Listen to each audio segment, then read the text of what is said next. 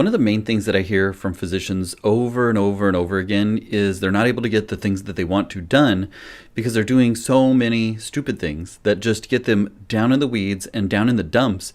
So they can't focus on what really matters to them, to their families, to their patients, to their practice, to their own sense of well-being, to their health.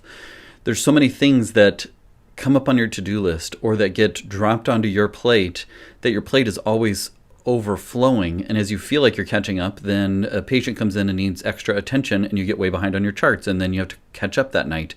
Or you're handed these, can you fill out these FMLA paperwork forms, or can you call this number and do a prior authorization phone call with insurance and override and blah, blah, blah, blah, blah. There's so many different things that get in the way of getting what you need to done, getting what you need to done. And it makes it really hard to feel like you're able to get ahead. And so what I teach physicians often is about delegating. Delegating is not something that physicians are comfortable with because we've never learned it. You were told in undergrad that it was all on you. And if you wanted to be successful, you had to give, and do, and study, and give up, and give up, and give up. And that got you to medical school. And then you were told in medical school, it's all up to you. Nobody's going to help you.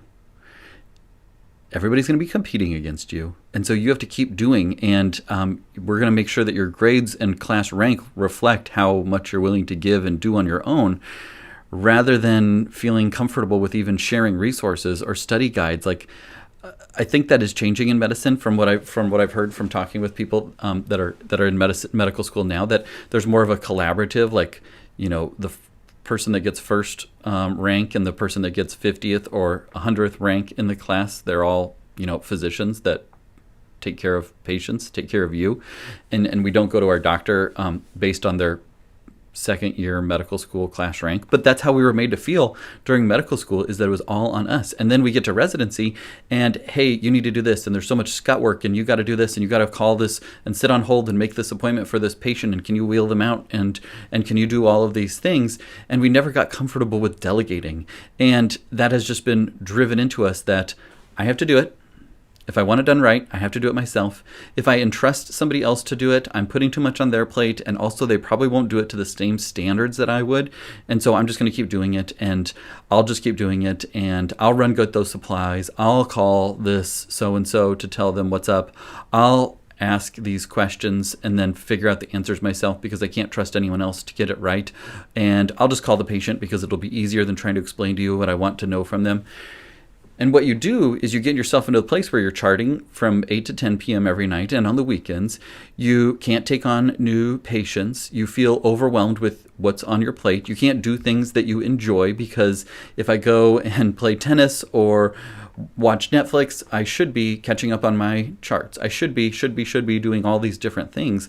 And it is such a drag, and it makes us feel like this vicious, endless cycle. And if you feel that way, just type in below in the comments a big YES, yes. If you felt that way to some degree during the past year, especially during the past year because it's been extra hard and extra stressful, then comment yes below, because I think a lot of physicians feel that way and they feel like they're the only one and that everybody has their stuff together and that it's just them that is really struggling at this moment. So what I teach physicians is how to delegate, because once you delegate the things that other people can do to help you, then you can focus on what only you can do, and you get your time back. You get your time back to focus on what you want to do and what you need to do to be the best parent, to be the best spouse, to be the best doctor, to be the best employer, to connect with your patients, to connect with your staff, to do things that you want to do, because you're not just trying to keep your head above water. You're not just doggy paddling, knowing that eventually you're going to drown, and instead you're able to do what matters to you and what matters to those around you that you care about what matters to them. And so the way that I teach physicians to delegate is starting with vulnerability. Because if you think about it, what you can do is you can be at the verge of drowning and just throw things at other people. Maybe a little bit literally. I mean, I know physicians that have literally thrown things at their staff. Or you can just, take your papers and you can say, hey, please do this. Well, you probably wouldn't even say please because you're just at that point where you'd say, can you do this for me? Or can you do me a favor and do these because I can't do them anymore? And it might be physical things like a FMLA paperwork, or it might be calling patients back, or whatever things that you have to do that you don't want to do. There's plenty of those things, right? And so I want you, as we talk through this, to be formulating in your head, what is one of those things that I would really like to take off my to-do list now and forever? And as we go about it, what I want you to do is you start with a place of vulnerability. Instead of, hey, can you do this for me? Or forward this along, and can you do this for me?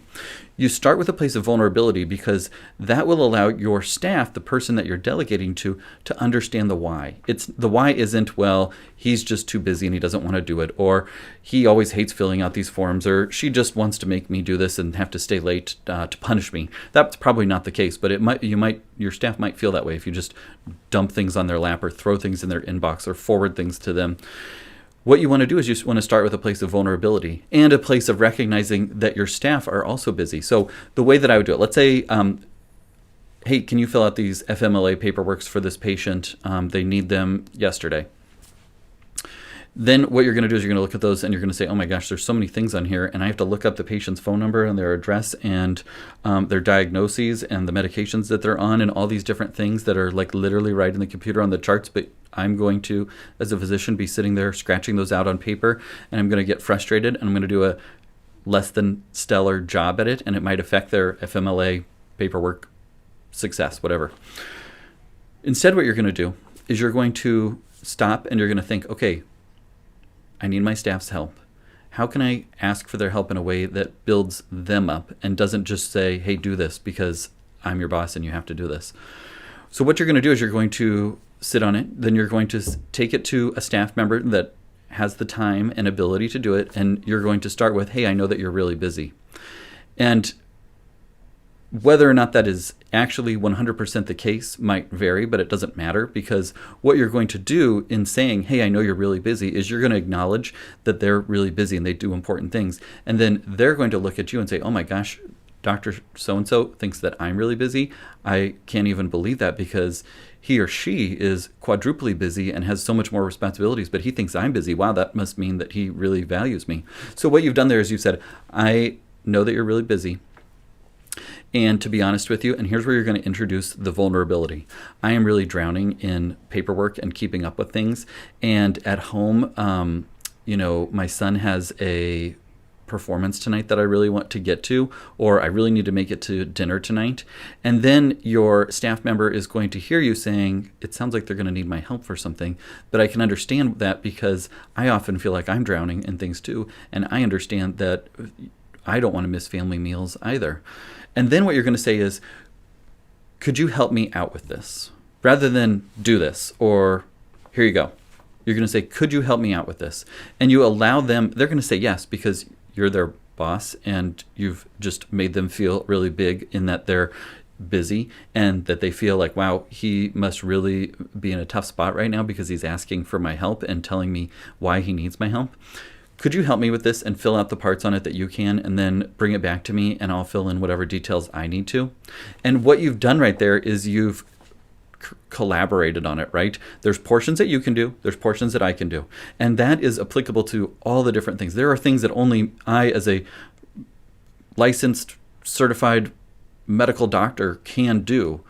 But there are also things that I can do, but somebody else can do as well, like fill out name and address and diagnoses and medications and those sorts of things. And then she can bring it back to me and say, here are the things that I need your input on because I'm not exactly sure why they're asking for FMLA. I put down all their diagnoses, I put down their medications and the physical therapist that they go to and blah, blah, blah, blah, blah. But I'm not really sure. Can you do this? And I say, sure, thanks. And I've taken what would be a 20-minute project where I would just be resentful and full of frustration, and I've had my staff member who I've empowered to help me and shown that I need them.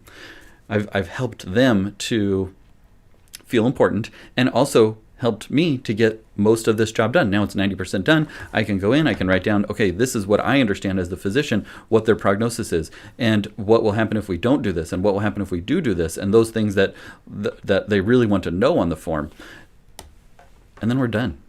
And what you can do is, instead of just having this be a one-off, you can take the things that come to you on a daily basis that you might be resentful about, or that you might feel like, well, I'm always having to do this and it always drives me nuts that I have to hit reply and type out this long message. Why can't it be easier? You're going to take those things and you're going to start to notice them, and you're going to think, well, how could somebody else help me more with this? How could I empower somebody else to do some of the legwork on my behalf? And then how can I build that person up so they want to do that? I hear a lot of the time that people think that their staff just suck and that they can't do it, and I'll just do it myself. If you've ever said, I'll just do it myself, comment yes below, because I know that you've said that I'll just do it myself when it's something, it's grabbing a supply, or it's filling out a form, or it's calling somebody. I'll just do it myself. And what you're saying there is, I'll just do it myself, you'll get it wrong. Instead, we think of our staff as an extension of us and a reflection upon us. And if they're not capable of doing those things, then it's incumbent upon us to help them learn how to do those things. I know that you always get the wrong supplies when I send you to the supply closet to grab this thing for when I do sutures, because I haven't shown you what that is, or the mistake that you keep making in a positive way. I haven't said, hey, I know when I say 5-0, you always grab this one, but what I actually mean when I say 5-0 on a skin laceration on the superficial one is this. And show them, oh, I always thought you meant this one that says 5-0 as well. Well, I can understand why, because I never told you that I wanted Proline and not Vicryl or something like that. That was the extent of my laceration in-depth knowledge right there. And so what you can do then is teach them how to do the things that you would like them to do, and say, hey, it would really help me so that I can get out of here on time and get home to my family if you could help me with this on an ongoing basis. And if you can do that, then that will free me up to focus on providing a better patient experience, because I will be able to then connect more with the patients and everyone will be happier. And it's something that I think you are totally capable of doing. Phrasing it that way is a much different way of saying, this is not my job, you do it. I think you're capable of doing this thing. I think that it would really help me on a daily basis if you could do this on my behalf. And then if you have questions or concerns, just ask and we'll work through it. There will be some where it's not quite as clear and you'll probably ask for my help, and I will willingly, happily give it to you. But for the majority of them, this is how I do it, and can you do it for me? That works great for delegating. Now, I want you to stop and I want you to think for a second, and I want you to comment below, what is one thing that just drives you crazy that you have to do over and over again, or you find yourself saying, I'll just do it myself over and over again? Comment below, because I will look as the comments roll in, and I'll also come back later to this and give you suggestions on how you could delegate that, because that's something that I think is so important. And when people ask me, physicians often say, how do you get so much done? It's because I delegate every little thing that I can't do. At work, I delegate. I have a scribe who does my notes, who prepares my orders, who sends referrals, who does those things so that I can literally look at the patients while I'm talking and examining and doing a patient encounter. And I know those referrals and orders and notes are getting done as I'm talking to them. At home, we have Instacart. We don't go to the grocery store. We make a list. We put it into Instacart. We take a fraction of the time, and that frees up. Like usually we get Instacart delivered on Monday afternoons. Guess what we're doing on Monday afternoons before Instacart arrives? Taking a family nap, because I have Monday afternoons off and we like to take family naps. And so we take a family nap while somebody else is shopping on our behalf, and we're getting the rest that we would like. And that's how I get more things done, is I focus on what only I can do. I could go to the grocery store. I could usually go to Sam's and Hy-Vee, our two grocery stores that we always go to get our groceries for the week. But instead, I can spend 10 minutes creating the lists and using pre-programmed lists that we have in Instacart to get those things, and then hit order, and then the groceries show up on our door and we put them away. Actually, delegating again, my kids put them away. There are so many things like that add up to a lot of time regained. And the number one thing that's going to give you time back this week is to start delegating. So below in the comments, what is it that you're going to do, and how are you going to figure out how to delegate it to somebody? That will make the biggest difference in reclaiming your time to focus on what you as a physician, what you as a spouse, what you as a parent, what you as a human being, as an employer, as all those different things can do, is when you can delegate and do it in a way that builds up your employees. Delegate without dumping. That's one of the modules in my course, ontime.md, where if you go to ontime.md, you'll see the course and everything that it includes. But delegate without dumping is an entire module, because we talk about this in even more depth inside that course, and specifics of how to delegate your notes, how to delegate the messages that you're getting, how to delegate the preparing your rooms and in between patients, and all those different things. We talk through all of those things of how to delegate so that you can reclaim time to focus on what you, as a trained physician, as a spouse, as a parent, what only you can do. And so I hope this has helped you and given you some ideas, and it's given you some light bulbs of here's things that I could stop doing, here's things that my staff could do on my behalf. And I would just love for you to sit with it for a little bit and think, what are those things that I really get resentful and angry about when I have to do, and I do a less than stellar job, or I do it with gritting my teeth sort of thing because it just drives me crazy to sit on hold for a prior authorization. What if instead I had my nurse call them, wait on hold, pull me out of the exam room so that I can say, yes, this is why they need it, and hang up and reclaim all that time. Just another example that popped into my head as I'm recording this and looking at my phone in front of me. I hope this has been helpful. Comment below what you're going to do to delegate this week so that you can not do it anymore and keep up the good work.